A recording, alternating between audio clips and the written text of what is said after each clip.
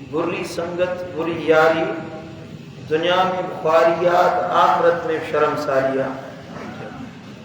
बुरो यार बुजुर्गन फरमायो आहे कारियर नाग का वधीक ज्यादा खतरनाक है।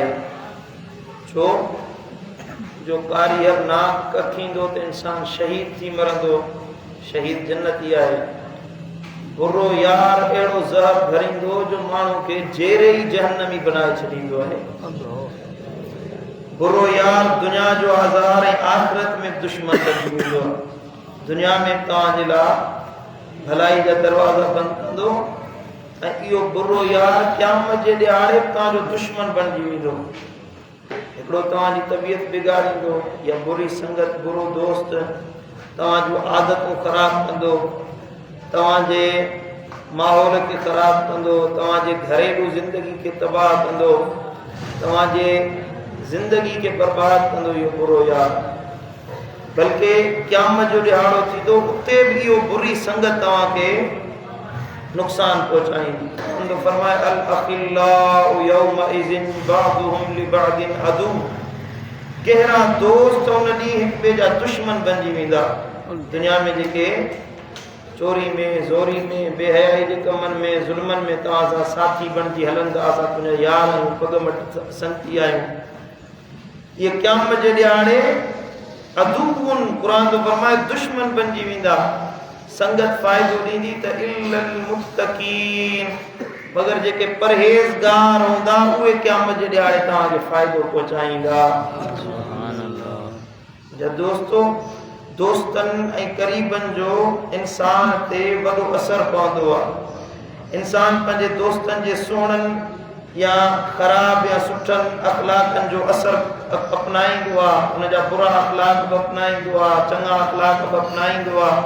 इन जे करे अहिड़ी मजलिस में वेहो, अहिड़ी संगत में वेहो जितां तव्हां ते सुहिणो असरु पवे, सुठो असरु तव्हांजी तबियत ते पवे। हज़रत सैयदना अब्दुल्लाह बिन अब्बास रज़ियल्लाहु तआला अन्हु फरमाए ला तुजालिस अहलल अहवाए, ख्वाहिशुनि जे पूॼारियुनि जा मजलिसी न बणिजो जेके रुॻी पंहिंजी ख्वाहिशुनि जी ॻाल्हि कनि, जंहिंजी संगत में वेहो मां हीअं करणु थो चाहियां, मां हूअं करणु थो चाहियां, मुंहिंजी ज़िंदगी हीअं थिए, मूंखे हीअ शइ मिले, हूअ शइ मिले, ख्वाहिशुनि जे पोयां लॻे, पंहिंजी दुनियावी ज़रूरतुनि ऐं शहवात जो तज़किरो करे। जंहिं मजलिस में, जंहिं दोस्त सां गॾु वेहो त रुॻी इहा ॻाल्हि करे त दुनिया जी हीअ शइ तलब कयूं, हीअ शइ मिले, उहा शइ मिले, कारोबार कयूं, नफ़ो मिले, हीअ शइ उहा शइ, इहे जेके ख्वाहिशुनि जा पोइ लॻा आहिनि, अल्लाह जे नबी जो सौट हज़रत सैयदना इब्न अब्बास फरमाए ला तुजालिस अहलल अहवा, इन्हनि ख्वाहिशुनि जे पुॼारियुनि सां गॾिजी न वेंदा कयो। फ़इन्न मुजालसतहुम ममरदतुन लिलक़ुलूब, छो त इन जी मजलिस तव्हांजी दिलि खे मुर्दा करे छॾींदी। अल्लाह जो ख़ौफ़ ख़तमु थी वेंदो, दुनिया जी मोहबत जो अची वई त अल्लाह जी मोहबत किथां ईंदी, दीन जी उल्फत किथां ईंदी, निमाज़ जी चाहत किथां ईंदी, क़ुरान ऐं हदीस ऐं मदीने वारे साईं जी इताअत जी चाहत किथां ईंदी। अहिड़नि माण्हुनि जी मजलिस में ई न वियो। आरिफन अल्लाह जे बुज़ुर्गनि फरमायो आहे मिरकातुल मफाती शरह मिशकातुल मसाबी में इहा रिवायत आई आहे। बुज़ुर्गनि फरमायो त इसबू मा अल्लाह, अल्लाह जा सोबती बणिजी वञो। हे मुस्लमानो, ईमान वारो, अल्लाह जा सोबती बणिजी वञो, अल्लाह जी सोबत में विहण वारा बणिजी वञो। फ़इल्लम तक़दिरू, पर जे अल्लाह जी सोबत में वेहण ते क़ादिर न आहियो, लाइक़ न आहियो, तव्हांखे ख़बर न आहे त अल्लाह जी सोबत में कीअं वेहूं, त पोइ फ़अस्हबू मअ मन यसहबू मअ अल्लाह, उन्हनि जी सोबत में वेहो जेके अल्लाह जी सोबत में वेहण वारा आहिनि। उन्हनि जी संगत में वेहो, उन्हनि जी सोबत इख्तियार कयो जेके अल्लाह जी संगत ऐं सोबत में वेहण वारा आहिनि। क़ुरान तो फरमाए वस्बिर नफ्सक मअल्लज़ीन यदऊन रब्बहुम बिलगदाति वल अशीय, हे ईमान वारो पंहिंजो पाण खे उन्हनि सां जोड़े छॾियो, मिलाए छॾियो जेके सुबुह जो ऐं शाम जो पंहिंजे अल्लाह खे सॾींदा रहंदा आहिनि। अहले ज़िक्र, अहले तक़वा, अहले ताअत, उन्हनि जी मजलिस में वियो। मदीने वारे साईं फरमायो अल मुमिन कमसलिल अत्तार, मोमिन जो मिसाल अत्तार वांगुरु आहे। इन जालस्तहू नफ़अक, उन्हनि सां गॾु वेहंदो तॾहिं नफ़ो हासिल कंदो। व इन माशइतहू नफ़अक, जे उन सां गॾु हलंदो तॾहिं नफ़ो हासिल कंदो। व इन शारकतहू नफ़अक, जेकॾहिं उन सां मुशारिकत कंदो कारोबार में तॾहिं नफ़ो हासिल कंदो।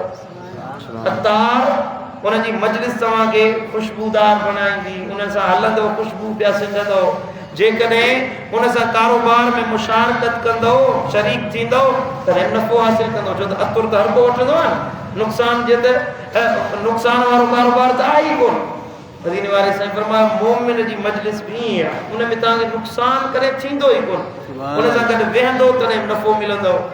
अलाह वारनि सां गॾिजी संगत में वेहंदो, उन्हनि सां गॾु हलंदो, उन्हनि सां शरीक थींदो, हर हाल में अलाह तव्हांखे नफ़ो पहुचाईंदो।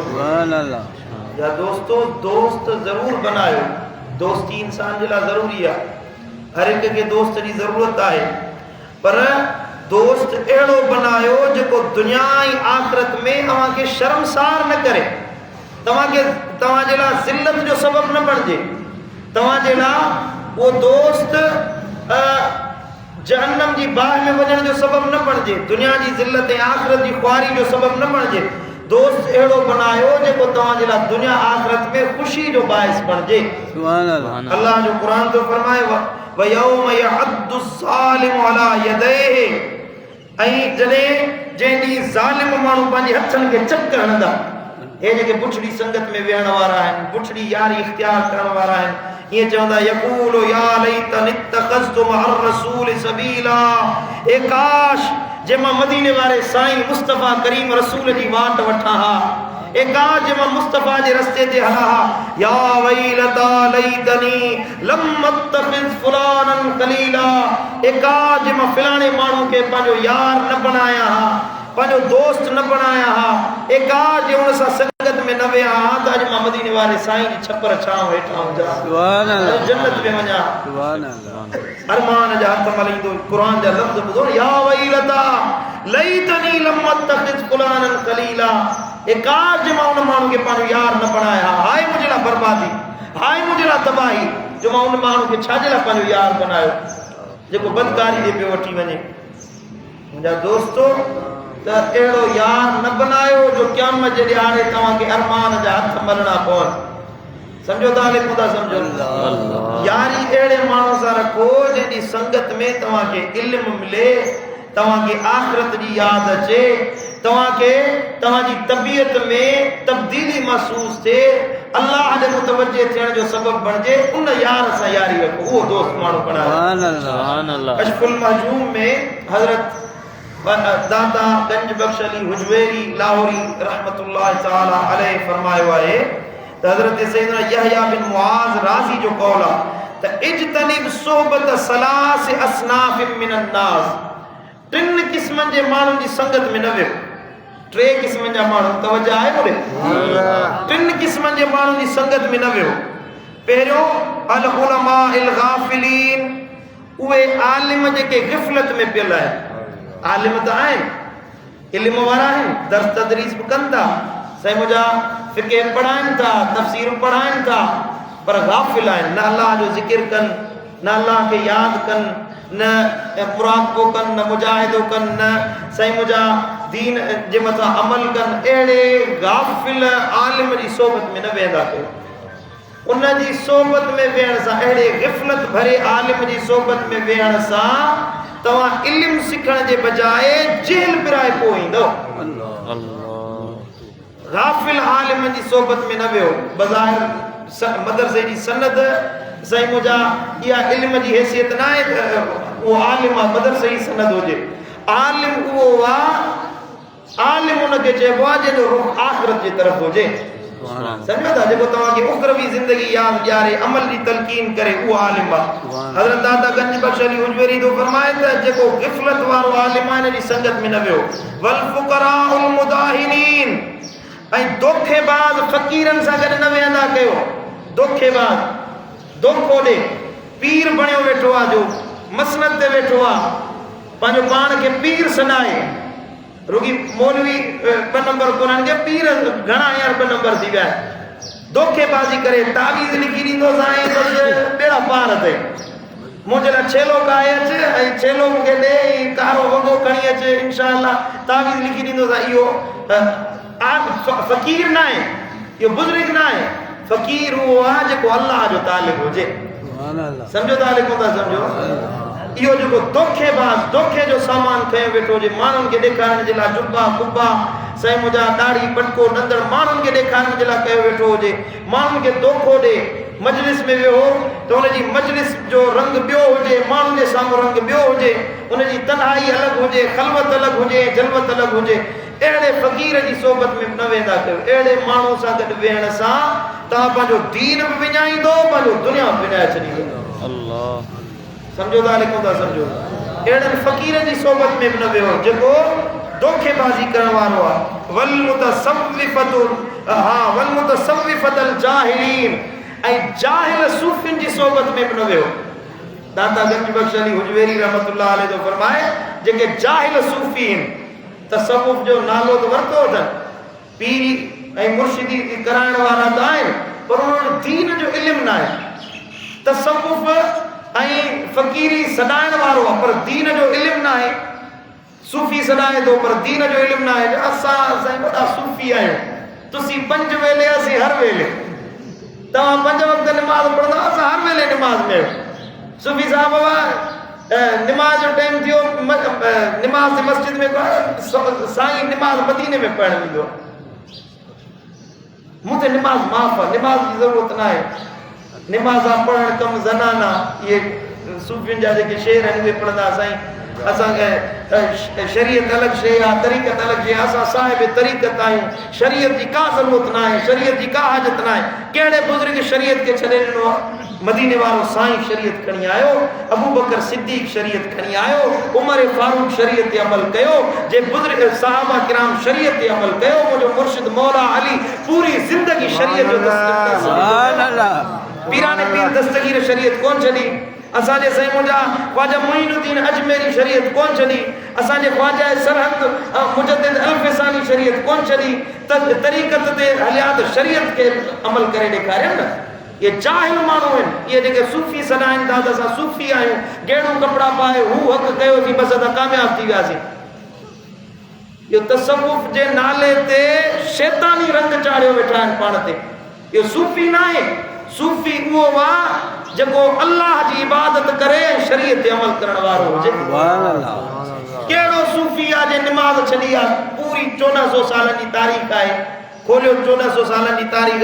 कहिड़े सूफ़ी निमाज़ न पढ़ी आहे? रमज़ान ते जा रोज़ा न रखिया आहिनि, एतिकाफ़ न वेठो आहे।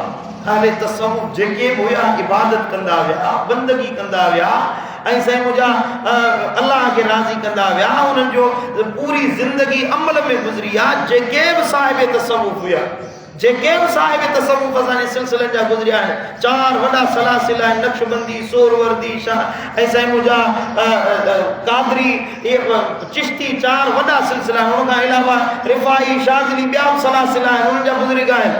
कहिड़े साहिब तसव्वुफ़ जेको आहे शरीयत खे छॾे ॾिनो? वॾे में वॾो सूफ़ी असांजे लाइ मिसाल मुंहिंजे मुर्शिद गौसुल आज़म पीराने पीर जी ज़ात आहे। असांजे लाइ सूफ़ी वॾो मुंहिंजो मुर्शिद दिलबर साईं आहे।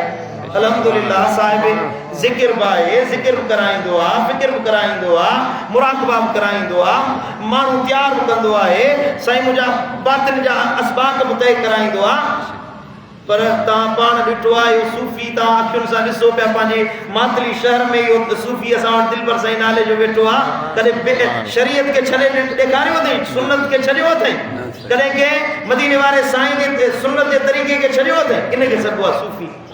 अहिड़ो जाहिल सूफ़ी जेको जेल सेखारे, जेको क़ुरान ऐं हदीस खे चवे त ॿी ॻाल्हि आहे, असां बातिनी ॻाल्हि सेखारींदा आहियूं। बातिन बि उहो सेखारींदो जेको क़ुरान जो ताबे हुजे।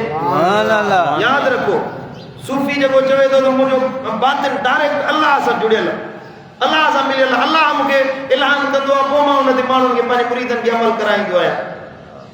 तसव्वुफ़ क़ुरान जे ताबे आहे।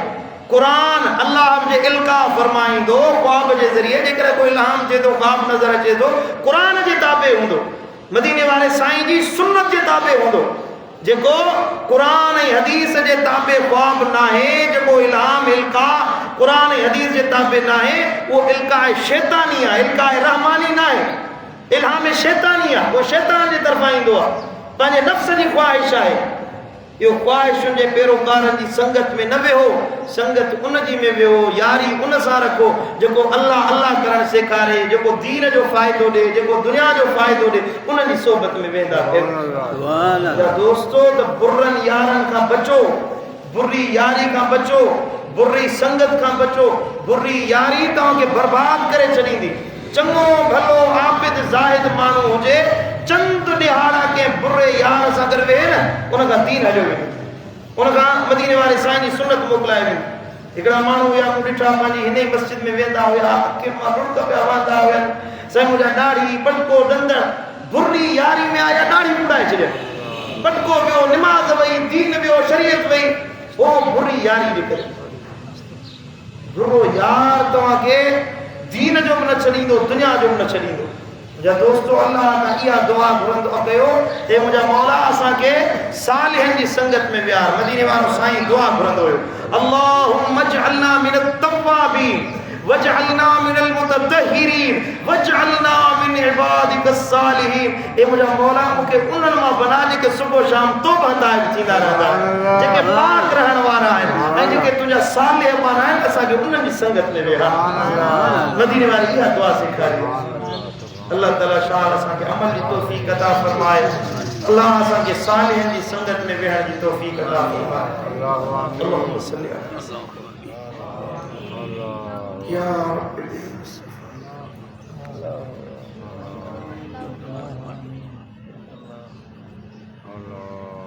अल्लाह आमीन।